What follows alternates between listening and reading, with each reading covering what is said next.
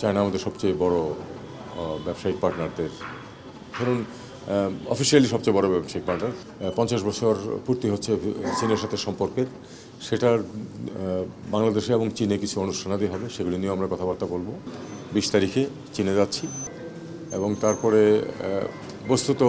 21, 22, 23 3 দিনের সফর 24 তারিখে ফিরে আসতেছি বেজিংয়ে চীনের পররাষ্ট্রমন্ত্রীর সাথে আমার অফিসিয়াল কথাবার্তা হবে তারপরে ওখানে একটি ধরুন ওই রিসার্চ অর্গানাইজেশনে কিছু বক্তব্য রাখবো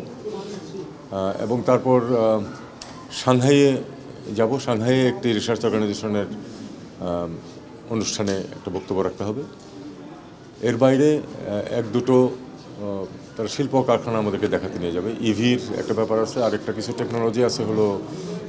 আপনার ফুড প্রিজার্ভেশনের ব্যাপারে নতুন কিছু টেকনোলজি আছে সেগুলি আমাদেরকে দেখাবে যেগুলি হয়তো আমাদের দেশে কাজে লাগতে পারে তারপর সাংহাই থেকে আমি সরাসরি ঢাকায় ফিরে আসব আলাপ আলোচনার মধ্যে প্রধানত ধরুন অর্থনৈতিক বিষয়াবলী আসবে কয়েকটি বিষয় তার মধ্যে গুরুত্বপূর্ণ একটা হচ্ছে যে আপনারা জানেন যে ব্যবসা বাণিজ্য চায়না আমাদের সবচেয়ে বড় ব্যবসায়িক পার্টনারদের ধরুন অফিসিয়ালি সবচেয়ে বড় ব্যবসায়িক পার্টনার ক্ষেত্র বিশেষে অবশ্য ভারতকেও সবচেয়ে বড় বলা হয় কারণ আনঅফিসিয়াল বিজনেস আছে প্রচুর যাই হোক বিপুল পরিমাণের ব্যবসা আছে আমাদের চীনের সাথে প্রধানত আমদানি তবে সেই আমদানিগুলো আবার আমাদের জন্য প্রয়োজনীয় এই জন্য যে আমাদের অনেক রফতানি সেগুলোর উপর নির্ভরশীল তো কাজেই চীনের সাথে আমাদের যে বাণিজ্যিক সম্পর্ক সেটা খুবই গুরুত্বপূর্ণ অর্থনৈতিক সম্পর্ক অত্যন্ত গুরুত্বপূর্ণ প্রচুর প্রজেক্টে চীনের বিনিয়োগ আছে বিনিয়োগ মানে ঋণ প্রধানত এবং সেই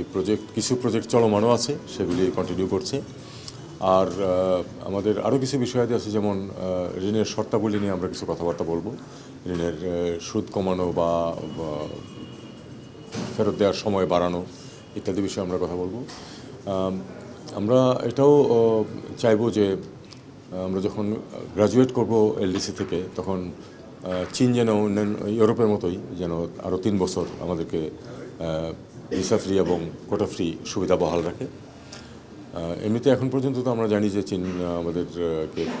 প্রায় সব পণ্যেই শুল্কমুক্ত সুবিধা দিচ্ছে কিন্তু সেটা আমাদের গ্র্যাজুয়েশনের পরে তখন আবার আলাদাভাবে তাদের কাছ থেকে আমাদের সেই সুবিধাটা নিতে হবে তো এই ধরনের বিষয়াবলী প্লাস কিছু কালচারাল বিষয় আছে আমাদের 50 বছর পূর্তি হচ্ছে চীনের সাথে সম্পর্কের সেটার বাংলাদেশে এবং চীনে কিছু অনুষ্ঠানাদি হবে সেগুলি নিয়ে আমরা কথাবার্তা বলবো যেহেতু আমাদের সমস্যা আছে আমরা এটা নিয়ে কথাবার্তা বলবো আমরা দেখবো যে কতটুকু তারা সহায়তা দিতে পারে কতটুকু যদি প্রজেক্ট ঋণ যেগুলো সেগুলো যদি ত্বরান্বিত করা যায় সেটাও আমাদের সুবিধা হতে পারে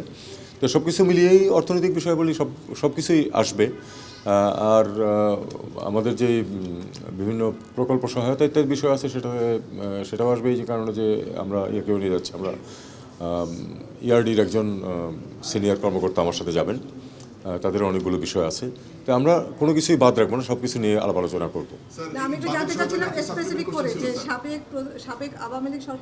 $5 বিলিয়ন কথাবার্তা হয়েছিল যেটা সেটা এখন আমরা সেটা অবশ্যই সে আলোচনা বহাল আছে এবং সেটা থাকবে